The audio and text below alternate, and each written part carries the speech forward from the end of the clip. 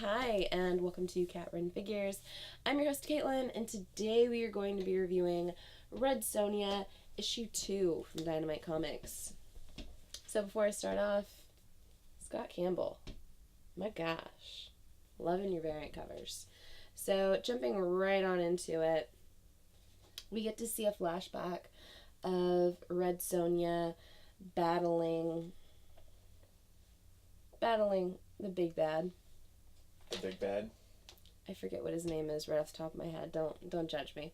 But I think it's Gaith or Geith, whatever the hell his name is. Anywho, she wakes up and she's back in the park. And of course she wakes up and she doesn't have any of her weapons. But she's hungry and she's cold. So she grabs a large stick and she decides, thanks, Mark. Thank you for turning off your phone for this review. Anywho, she grabs a large stick and she decides she's gonna go hunting. So she spears it through this duck. And as you can see, Poor Affleck. poor Affleck. You know what? Sonja needed to eat. Okay, so Affleck had to die. He had to die so she could survive. Anywho, as the story continues on, Max gets a call from another officer. You remember Max from the earlier issue, last issue? He is the only individual who understands Red Sonja and understands and speaks her language. So he gets a heads up from another officer that she's been spotted, and he also gets an image of her sent to his phone. So he's going right on out to try to find her. Of course, she's walking around after eating her duck, and she's thirsty, and she wants some ale. So she ends up walking into this kind of sleazy Muscletown bar, you know.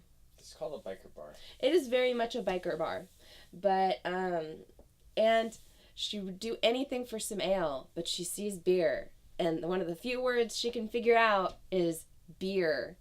So she orders herself a beer, she downs it pretty quick, and she decides she likes beer, and she keeps drinking more and more beer. So they have a little bit of an arm wrestling contest going on, and she gets invited to join. So of course, Red Sonja wins every time she's brought up to challenge. Guys are talking about whether or not she's cheating, and it's kind of obvious she's just winning. She's just a badass. So it goes viral, her at this bar just completely embarrassing all of these big, huge, muscle-bound men. So of course, the very same individuals that are hunting Red Sonja in this book see her on social media through all these images, and they're going to that bar to go get her. Well, Oscar also shows up at that bar, and he comes in the door asking if anyone has seen a 6-foot-tall redhead. And the bartender asks him, "You mean Sonja over there? Good. So you're here to cover her tab?" Apparently, other than the word beer, Sonja was the only thing they were able to actually get out of her and understand from her. So she's accredited quite a tab there, $837. Just her. I've done worse. Just her drinking straight beer. Well, It's not high class liquor here. She's just down in straight beers, honey.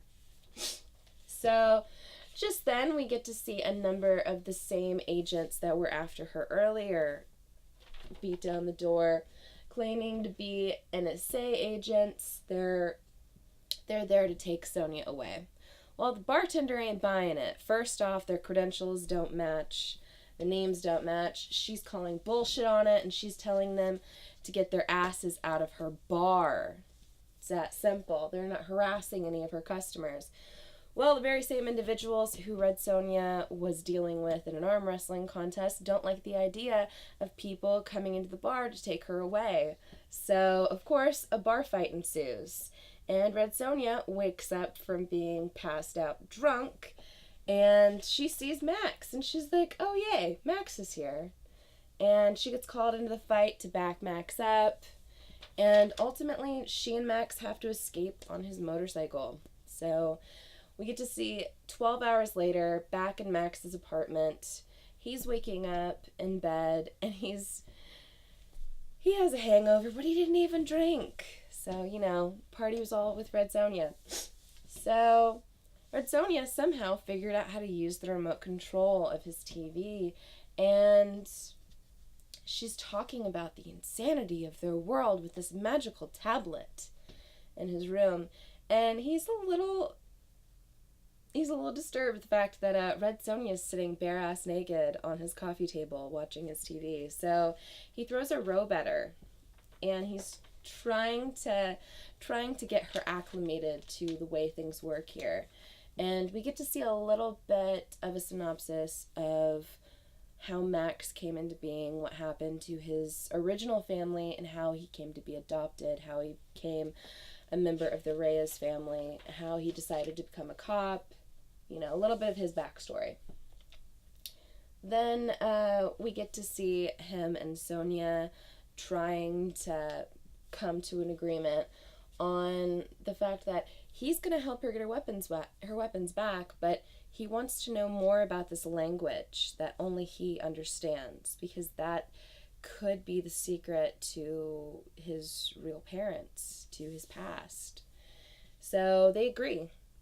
And when they go to shake hands, Max smells her and says, yeah, maybe you should take a bath.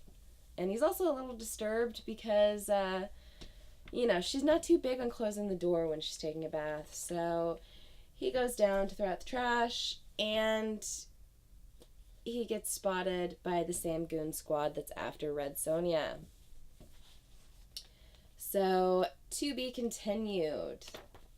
So the next issue, of course, they're going to be dealing with this goon squad. I don't know if they're gonna nab Max up and Sonja's going to have to save him or what, but I've really been enjoying Red Sonja. It's a book that I just picked up on a whim. I've been loving the art throughout. These variant covers are awesome. Sorry, I'm still sick. But give me a like if you like this video. Comment below and tell me whether or not you've been reading Red Sonja. Sorry. Subscribe to my channel for more comic book content, or check out any of the older videos I have up for offer here on Gowan Figures. And until next time, I'm your host, Caitlin. Bye.